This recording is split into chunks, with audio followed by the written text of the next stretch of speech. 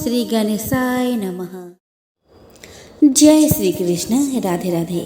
नमस्कार दोस्तों नारद पुराण के अनुसार संकष्टी चतुर्थी का व्रत करने से घर में सुख समृद्धि आती है। बाबा की कृपा से हर बिगड़े काम बन जाता है। सूर्य उदय से शुरू होने वाला संकष्टी व्रत चंद्र दर्शन के बाद ही समाप्त होता है। दोस्तों, साल भर में 12 संकष्टी व्रत रखे जाते हैं। आश्विन माह की संकष्टी चतुर्थी को विघ्नराज संकष्टी चतुर्थी कहते हैं। इस दिन गौरी पुत्र गजानन की पूजा करने से यश, धन, वैभव और अच्छे स्वास्थ्य की प्राप्ति होती है। आश्विन माह के संकष्टी चतुर्थी का व्रत नियम अनुसार ही संपन्न करना चाहिए, तभी इसका पूरा लाभ मिलता है। गणेश जी को शुभता का प्रतीक माना गया है। इनकी आराधना से शुभ कार्य सफल हो जाते हैं। आश्विन माह में विघ्नराज संकष्टी चतुर्थी पर व्रत रखकर गणपति की पूजा करने से सुख समृद्धि का वास होता है। चतुर्थी व्रत के प्रभाव से जातक की हर बाधा दूर हो जाती है, समस्त संकट टल जाते हैं। पितृपक्ष में इस दिन चतुर्थी तिथि का श्राद्ध भी किया जाता है। चतुर्थी तिथि के दिन प्रातः स्नान आदि से निवृत्त होने के बाद विघ्नराज संकष्टी चतुर्थी के व्रत का संकल्प करें। धार्मिक मान्यता के अनुसार संकष्टी चतुर्थी की पूजा चंद्रोदय से पहले की जाती है। पूजा के लिए एक चौकी पर लाल या पीले रंग का कपड़ा बिछा ले। फिर चौकी पर भगवान गणेश की प्रतिमा स्थापित करें। गणपति बाप्पा को अक्षत, धूप, दीप, कपूर, लौंग और दूर्वा अर्पित करें। चंदन का तिलक लगाने के बाद लड्डू का भोग लगाए। इसी दिन गणेश जी की आरती एवं मंत्रों का जाप करना ना भूलें।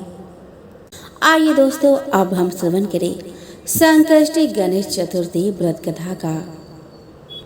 युधिष्ठिर ने भगवान से पूछा कि हे कृष्ण जी, मैंने सुना है कि आश्विन कृष्ण चतुर्थी को संकटा चतुर्थी कहते हैं। हे जगदीश्वर, आप कृपा करके मुझसे विस्तार पूर्वक इस कथा का श्रवण कराइए। श्री कृष्ण जी ने उत्तर में कहा कि प्राचीन काल में यही प्रश्न पार्वती जी ने गणेश जी से किया था। हे देव, आश्विन मास में किस प्रकार गणेश जी की पूजा की जाती है? इसे करने से क्या फल मिलता है? यह सुनकर गणेश जी ने कहा कि हे माता, सिद्धि के कामना रखने वाले व्यक्ति को चाहिए कि आश्विन मास में कृष्ण पक्ष की चतुर्थी की पूजा पूर्वोक्त विधि से करे। आश्विन मास की संकष्टी चतुर्थी श्री कृष्ण तथा बानासुर के इस कथा के अनुसार एक समय की बात है।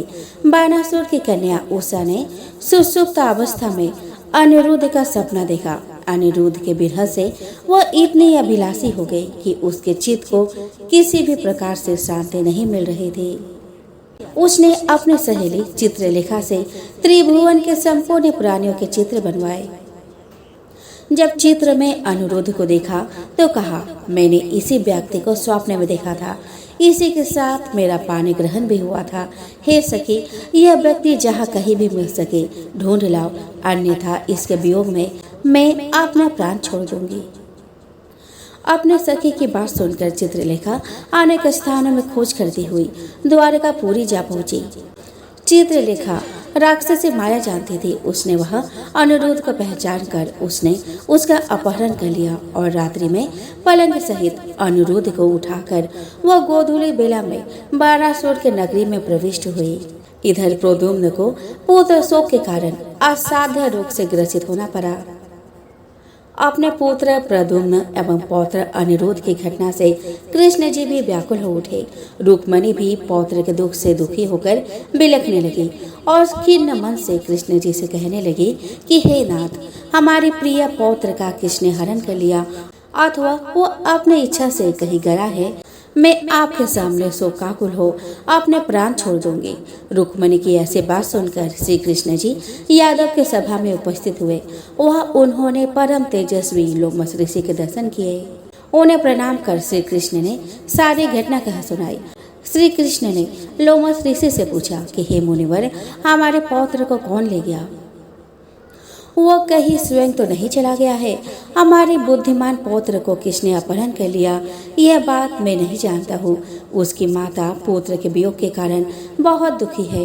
कृष्ण जी की बात सुनकर लोमस मुनि ने कहा कि हे कृष्ण, वारासुर की कन्या उषा के सहेली चित्रलेखा ने आपके पौत्र का अपहरण किया है और उसे वारासुर के महल में छिपा के रखा है। यह बात नारद जी ने बताई है। आप आश्विन मास के कृष्ण पक्ष की चतुर्थी संकटा का अनुष्ठान कीजिए। इस व्रत के कहने से आपका पौत्र अवश्य ही आ जाएगा। ऐसा सुनकर मुनिवर वन में चले गए। श्री कृष्ण जी ने लोमस ऋषि के कथन अनुसार व्रत किया और इस व्रत के प्रभाव से उन्होंने अपने शत्रु वारासुर को पराजित कर दिया। यद्यपि उस भीषण युद्ध में शिव जी ने भी वारासुर की बड़ी रक्षा की, फिर भी वह परास्त हो गया। भगवान कृष्ण ने कुपित होकर वारासुर के सहस्र भुजाओं को काट डाला। ऐसी सफलता का कारण व्रत का प्रभाव ही था।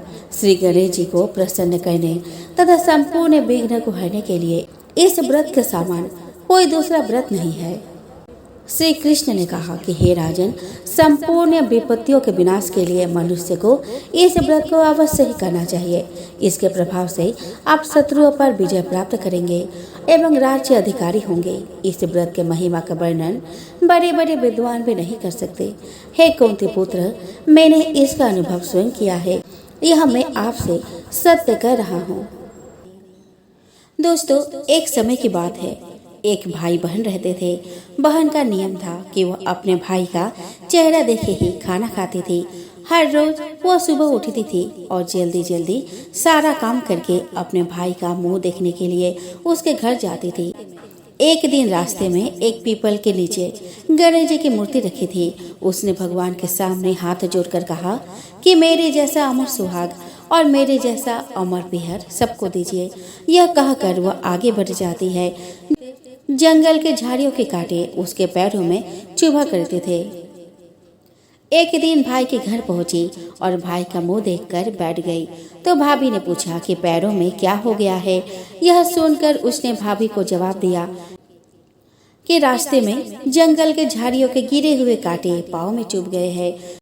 जब वह वापस अपने घर चली गई तब भाभी ने अपने पति से कहा कि रास्ते को साफ करवा दो, आपके बहन के पाँव में बहुत सारे कांटे चुभ गए हैं। भाई ने तब कुल्हाड़ी लेकर सारी झाड़ियों को काटकर रास्ता साफ कर दिया, जिससे गणेश जी का भी स्थान वहां से हट गया।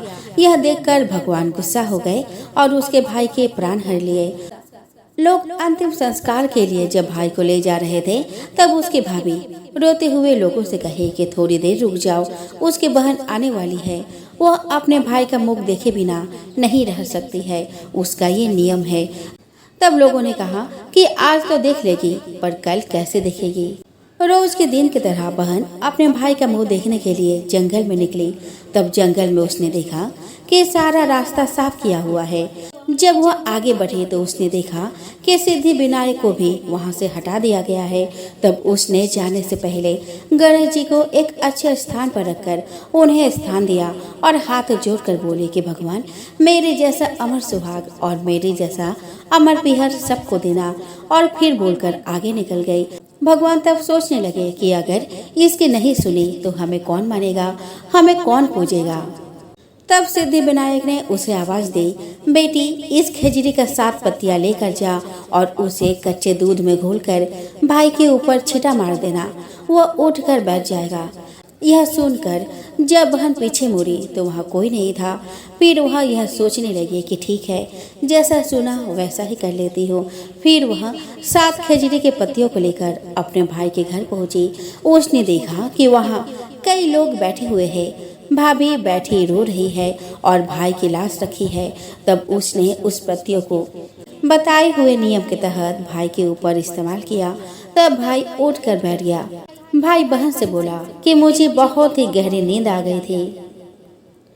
तब बहन बोली कि यह नींद किसी दुश्मन को भी न आए और उसने सारी बात अपने भाई को बता दी। तो मान्यता के अनुसार यह है गणेश जी की चमत्कारी कहानी।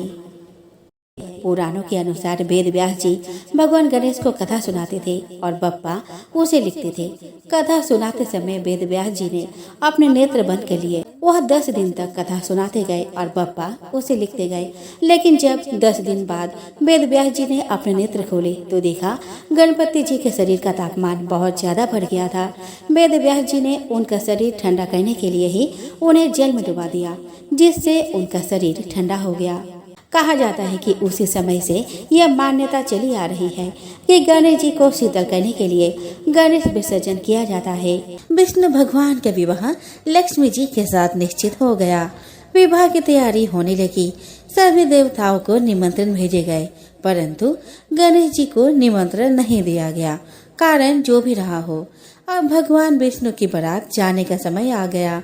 सभी देवता अपने पत्नियों के साथ विवाह समारोह में आए। उन सब ने देखा कि गणेश जी कहीं दिखाई नहीं दे रहे हैं। तब वे आपस में चर्चा करने लगे कि क्या गणेश जी को न्योता नहीं है या स्वयं गणेश जी नहीं आए हैं। सभी को इस बात पर आश्चर्य होने लगा। तभी सबने विचार किया कि विष्णु भगवान से ही इसका कारण पूछा जाए। विष्णु भगवान से पूछने पर उन्होंने कहा कि हमने गणेश जी के पिता भोलेनाथ महादेव को न्योता भेजा है। यदि गणेश जी अपने पिता के साथ आना चाहते हैं तो आ जाते, अलग से न्योता देने की कोई आवश्यकता भी नहीं थी। दूसरी बात यह है कि उनको 1.25 मन मूंग, 1.25 मन चावल, 1.25 मन घी और 1.25 मन लड्डू का भोजन दिन भर में चाहिए। यदि गणेश जी नहीं आएंगे तो कोई बात नहीं, दूसरे के घर जाकर इतना सारा खाना पीना अच्छा भी नहीं लगता। इतनी वार्ता कर ही रहे थे कि किसी एक ने सुझाव दिया, यदि गणेश जी आ भी जाए तो उनको द्वारपाल बनाकर बैठा देंगे कि आप घर का ध्यान रखना। आप तो चूल्हे पर बैठकर धीरे धीरे चलोगे तो बारात से बहुत पीछे रह जाओगे।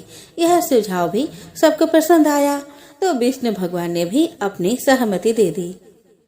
होना क्या था कि इतने में गणेश जी वहां आ पहुँचे और उन्हें समझा बुझाकर घर की रखवाली करने बैठा दिया गया। बारात चल दी। तब नारद जी ने देखा कि गणेश जी तो दरवाजे पर ही बैठे हुए हैं, तो वे गणेश जी के पास गए और रुकने का कारण पूछा। गणेश जी कहने लगे कि विष्णु भगवान ने मेरा बहुत अपमान किया है। नारद जी ने कहा कि आप अपने मूषक सेना को आगे भेज दे तो वह रास्ता खोद देगा, जिससे उनके वाहन धरती में धंस जाएंगे। तब आपको सम्मान पूर्वक बुलाना पड़ेगा ही। अब तो गणेश जी ने अपनी मूषक सेना जल्दी से आगे भेज दी और उसकी सेना ने जमीन को खोखला कर दिया। जब बारात वहां से निकली तो रथों के पहिए धरती में धंस गए। लाख कोशिश करे परंतु पहिए नहीं निकले। सभी ने अपने अपने उपाय किए परंतु पहिए तो नहीं निकले, बल्कि जगह जगह से टूट गए। किसी की समझ में नहीं आ रहा था कि अब क्या किया जाए। तब तो नारद जी ने कहा, आप लोगों ने गणेश जी का अपमान करके अच्छा नहीं किया। यदि उन्हें मनाकर लाया जाए तो आपका कार्य सिद्ध हो सकता है और यह संकट टल सकता है। शंकर भगवान ने अपने दूत नंदी को भेजा और वे गणेश जी को लेकर आए। गणेश जी का आदर सम्मान के साथ पूजन किया। तब कहीं रथ के पहिए निकले। अब रथ के पहिए निकल तो गए परंतु वे टूट फूट गए तो उन्हें सुधारे कौन। पास के खेत में एक खाती काम कर रहा था। उसे बुलाया गया।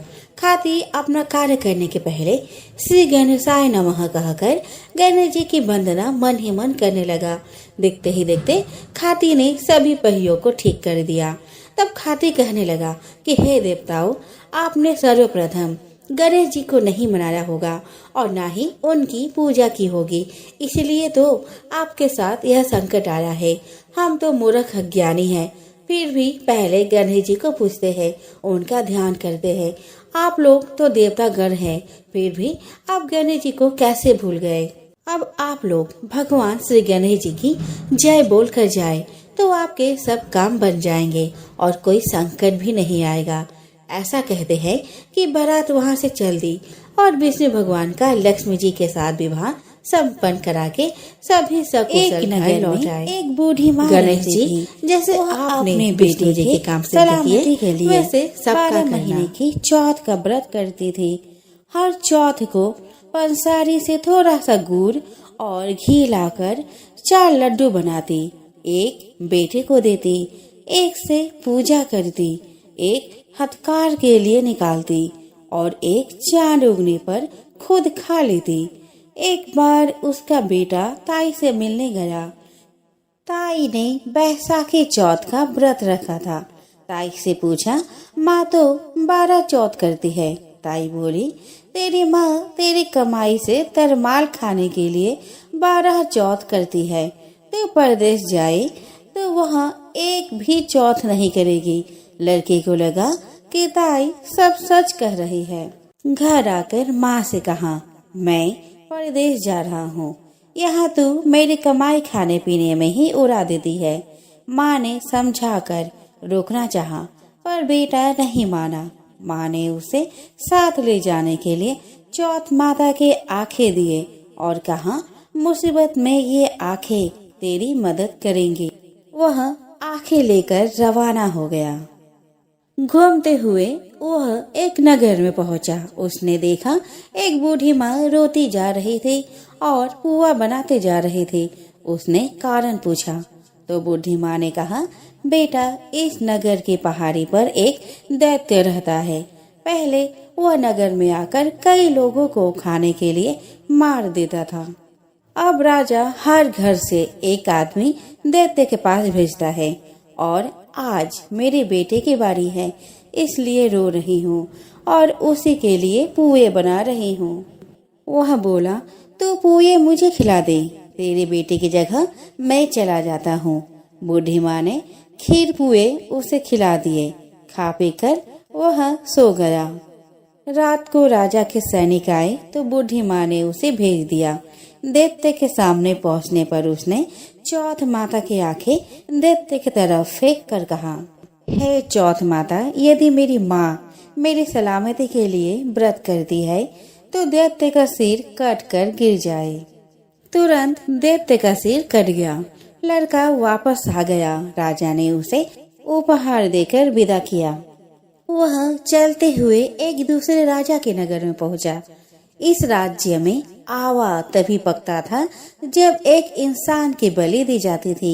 सिपाहियों ने उसे पकड़कर आवे में चून दिया। लड़के ने आंखें आवे में डाले और कहा, है चौथ माता, यदि मेरी माँ मेरे लिए व्रत करती है तो आवा मेरे बलि के बिना ही झट से पक जाए। आवा तुरंत ही पक गया। आवे में से मिट्टी की जगह सोने चांदी के बर्तन निकले। अंदर से लड़का बोला, बर्तन धीरे धीरे निकालना, मुझे लग न जाए। राजा ने उसे निकलवाया और पूछा, इस आवे से तुम बच कैसे गए? लड़के ने बताया कि उसकी माँ चौथ माता का व्रत करती है, व्रत के कारण ही वह बच पाया। राजा को विश्वास नहीं हुआ।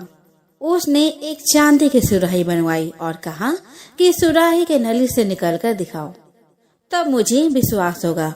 लड़के ने चौथ माता को याद करके आंखें सुराही में डाली और कहा, मैं भंवरा बनूं, सुराही से निकलूं। लड़का भंवरा बनकर सुराही से निकल गया। राजा ने खुश होकर राजकुमारी की शादी उसके साथ करवाई और सभी लोगों को चौथ माता का व्रत करने को कहा। उसे माँ की याद आई। उसने राजा के पास जाकर खुद के नगर जाने की इच्छा जाहिर की। राजा ने रथ, घोड़ा, हाथी और खूब सारा धन दहेज देकर उन्हें विदा किया। चौथ के दिन अपने नगर पहुंचा। वह अकेला पंसारी के यहाँ माँ का इंतजार करने लगा। सोचा चौथ है तो माँ यहाँ जरूर आएंगी। थोड़ी देर बाद लकड़ी टेकती हुई माँ आती दिखी। उसकी माँ की आंखों में जाले आने के कारण दिखना कम हो गया था। लड़के ने जानबूझकर अपना पैर लकड़ी में लगा दी और कहने लगा, बल रे पुत काटी मेरे पैर के लगा दी। माँ ने उसे नहीं पहचाना। कहने लगी, भैया मुझे चाहे कितने गाली निकालो पर मेरे बेटे को कुछ मत कहना। बेटा माँ के चरणों में गिर पड़ा। कहा, माँ मैं तेरा ही बेटा हूँ, मुझे माफ कर दो। माँ ने उसे गले से लगा लिया। नगर के लोगों ने विश्वास नहीं किया कि वह उसका बेटा है। बूढ़ी माँ ने चौथ माता को याद करके कहा, हे चौथ माता, यदि मैं अपने बेटे के लिए व्रत करती हूँ तो मेरे स्तन में दूध भर जाए और उसकी धार मेरे बेटे के मुंह में गिरे। माँ के स्तन से दूध की धार निकलकर बेटे के मुंह में गिरने लगी। लोग चौथ माता की जय जयकार करने लगे। उस नगर के सभी लोग चौथ माता का व्रत करने लगे। हे चौथ माता, जैसे बूढ़ी माँ और उसके बेटे की सहायता की, वैसे हमारी भी करना। कहानी कहने, सुनने और हुंकार भरने वाले पर भी कृपा करना। तो बोलो चौथ माता की जय। एक बार माँ पार्वती स्नान करने गई। स्नान घर के बाहर उन्होंने अपने पुत्र गणेश जी को खड़ा कर दिया और उन्हें रखवाली का आदेश देते हुए कहा कि जब तक मैं स्नान कर खुद बाहर न आऊं, किसी को भीतर आने की इजाजत मत देना। गणेश जी अपनी माँ की बात मानते हुए बाहर पहरा देने लगे। उसी समय भगवान शिव माता पार्वती से मिलने आए, लेकिन गणेश भगवान ने उन्हें दरवाजे पर ही कुछ देर रुकने के लिए कहा। भगवान शिव ने इस बात से बेहद आहत और अपमानित महसूस किया। गुस्से में उन्होंने गणेश भगवान पर त्रिशूल का वार किया, जिससे उनकी गर्दन दूर जा गिरी। स्नान घर के बाहर शोरगुल सुनकर जब माता पार्वती बाहर आई तो देखा कि गणेश जी का गर्दन कटी हुई है। यह देखकर वह रोने लगी और उन्होंने शिव जी से कहा कि गणेश जी के प्राण फिर से वापस कर दो। इस पर शिव जी ने एक हाथी का सिर लाकर गणेश जी को लगा दिया। इस तरह से गणेश भगवान को दूसरा जीवन मिला। तभी से गणेश जी की हाथी की तरह सूर होने लगी। इसी नगर में एक कुम्हार रहता था। एक बार जब उसने बर्तन बनाकर आवा लगाया तो आवा नहीं पका। परेशान होकर वह राजा के पास गया और बोला कि महाराज, न जाने क्या कारण है कि आवा पक ही नहीं पा रहा है। राजा ने राज पंडित को बुलाकर कारण पूछा। राज पंडित ने कहा, हर बार आवा लगाते समय एक बच्चे की बलि देने से आवा पक जाएगा। राजा का आदेश हो गया। बलि आरंभ हुई। जिस परिवार की बारी होती वह अपने बच्चे में से एक बच्चा बलि के लिए भेज देता। इस तरह कुछ दिनों बाद एक बुढ़िया के लड़के की बारी आई। बुढ़िया के एक ही बेटा था तथा उसके जीवन का सहारा था, पर राजज्ञा कुछ नहीं देखती। दुखी बुढ़िया सोचने लगी, मेरा एक ही बेटा, वो भी संकट के दिन मुझसे जुदा हो जाएगा। तभी उसको एक उपाय सूझा। उसने लड़की को सकट की सुपारी और धूप का बीड़ा देकर कहा, भगवान का नाम लेकर आवा में बैठ जाना, सकट माता तेरी रक्षा करेंगी। सकट के दिन बालक को आवा में बैठा दिया गया और बुढ़िया सकट माता के सामने बैठकर पूजा प्रार्थना करने लगी। पहले तो आवा पकने में कई दिन लग जाते थे, पर इस बार सकट माता की कृपा से एक ही रात में आवा पक गया। सवेरे कुम्हार ने देखा तो हैरान रह गया। आवा पक गया था और बुढ़िया का बेटा भी जीवित और सुरक्षित था। संकट माता की कृपा से नगर के अन्य बालक भी जी उठे। यह देख नगर वासियों ने माता सकट की महिमा स्वीकार कर ली। तब से आज तक सकट माता की पूजा और व्रत का विधान चला आ रहा है। एक बुढ़िया थी। वह बहुत ही गरीब और दृष्टिहीन थी। उसका एक बेटा और एक बहू थे। वह बुढ़िया सदैव गणेश जी की पूजा किया करती थी। एक दिन गणेश जी प्रकट होकर उस बुढ़िया से बोले, बुढ़िया माँ, तू जो चाहे सो मांग ले। बुढ़िया बोली, मुझे तो मांगना नहीं आता, कैसे और क्या मांगो। तब गणेश जी बोले, आपने बहू बेटे से पूछ कर मांग ले। तब बुढ़िया ने अपने बेटे से कहा, गणेश जी कहते हैं कि तू कुछ मांग ले, तो बता मैं क्या मांगू। पुत्र ने कहा, माँ तू धन मांग। बहू से पूछा तो बहू ने कहा, नाती मांग ले। तब बुढ़िया ने सोचा कि ये तो अपने अपने मतलब की बात कर रहे हैं। अतः उस बुढ़िया ने पड़ोसी से पूछा तो उन्होंने कहा, बुढ़िया तू तो थोड़े दिन जिएगी, क्या तू धन मांगे और क्या नाती मांगे। तू तो अपनी आंखों की रोशनी मांग ले, जिससे तेरी जिंदगी आराम से कट जाएगी। इस पर बुढ़िया बोली, यदि आप प्रसन्न है तो मुझे 9 करोड़ की माया दे, निरोगी काया दे, अमर सुहाग दे, आंखों की रोशनी दे, नाती दे, पोता दे और सब परिवार को सुख दे और अंत में मोक्ष दे। यह सुनकर तब गणेश जी बोले, बुढ़िया माँ तुमने तो हमें ठग लिया। फिर भी जो तूने मांगा वचन के अनुसार सब तुझे मिलेगा। और तथास्तु बोलकर गणेश जी अंतर ध्यान हो गए। उधर बुढ़िया माँ ने जो कुछ मांगा उसे वह मिल गया। हे गणेश जी महाराज, जैसे तुमने इस बुढ़िया माँ को सब कुछ दिया वैसे ही सबको देना।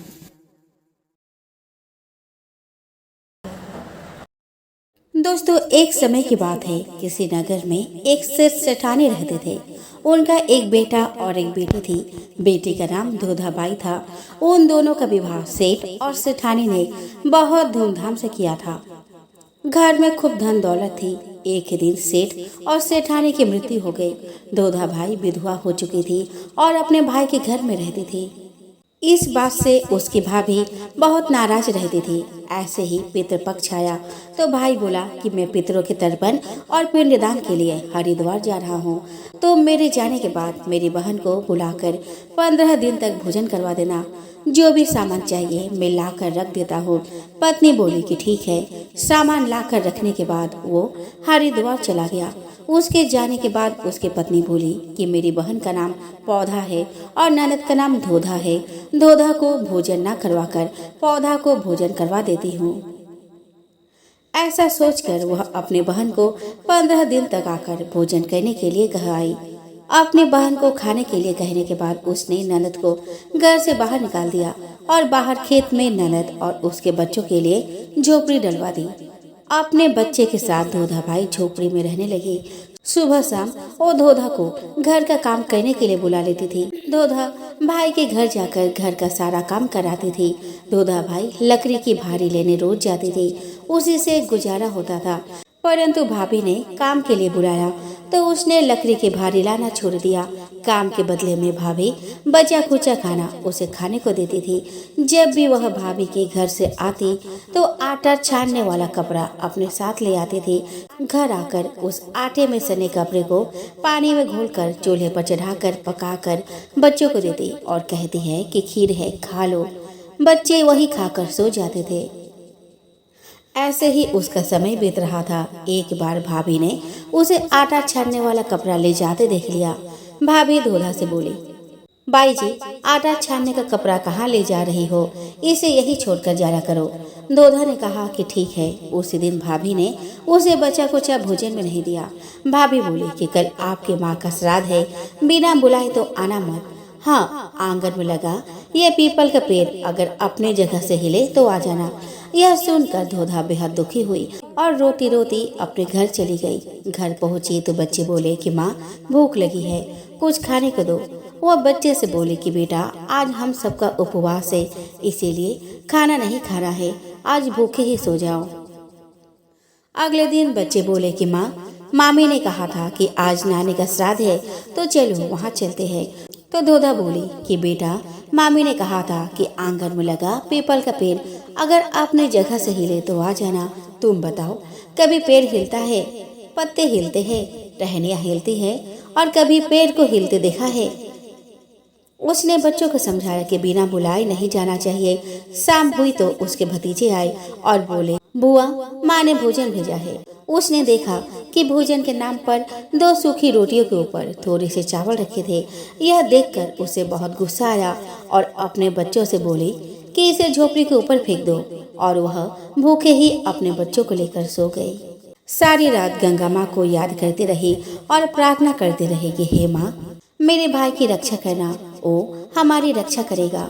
अगले दिन फिर भाभी आई और बोली, बाई जी, कल तुम्हारे पिता का श्राद्ध है, बिना बुलाए मत आना, लेकिन आंगन में लगा पीपल का पेड़ हिले तो आना। अगले दिन भी वे भाभी के घर भोजन के लिए नहीं गई। शाम को फिर उसके भतीजे आए और 2 सूखी रोटियां चावल के साथ दी गए। उसने फिर वह रोटी और चावल झोपड़ी के ऊपर फेंकवा दी और भूखे ही बच्चों को लेकर सो गई और सारी रात रोती रही।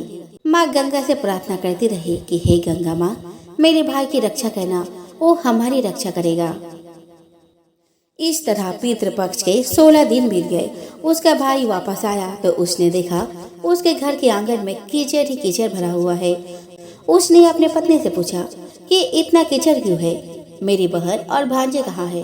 तो उसकी पत्नी बोली कि श्राद्ध के पूरे 16 दिन तक मैंने तुम्हारी बहन और भांजे के पैर कच्चे दूध से धोए, इसीलिए यह कीचड़ हो रहा है। तुम्हारे पीछे मैंने उसकी खूब सेवा की, खीर पूरी खिलाई, फिर भी वह मुझसे नाराज होकर खेत में झोपड़ी डालकर रह रही है। भाई खेत पर पहुंचा तो वह देखता है क्या कि वहाँ कोई झोपड़ी नहीं थी। वहाँ एक आलीशान महल बना हुआ था जिसके आंगन में उसके भतीजे खेल रहे थे। उसने जाकर अपने बहन से कहा कि बहन, यह सब क्या है। तब उसने अपने भाई को सारी बात बताई और बोली कि भाई, जो तुम्हारे आंगन में कीचड़ है वो कच्चे दूध से नहीं बल्कि भाभी के व्यवहार से, जो मैं दिन रात रोती थी, उन आंसुओं के पानी से हुआ है। माता पिता के श्राद्ध पर भाभी ने कहा, पीपल का पेड़ हिले तो आ जाना, बिना बुलाए मत आना। पीपल का पेड़ हिला नहीं तो हम गए नहीं और शाम को उन्होंने 2 रोटी और चावल भिजवाए जिसे मैंने गुस्से से झोपड़ी के ऊपर फेंक दिया था। माता पिता के आशीर्वाद तुम्हारे साथ और गंगा मैया की कृपा से यह सूखी रोटियां सोने में और चावल हीरे मोतियों में बदल गए, जिसके प्रभाव से यह सब हुआ है। भाई ने अपने बहन से अपने पत्नी की गलती की माफी मांगी।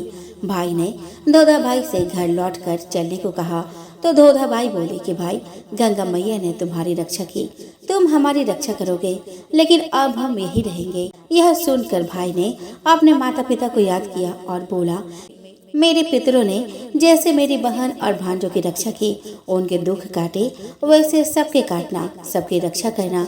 कहानी को कहने वाले, सुनने वाले और हुंकार भरने वाले सब पर कृपा करना।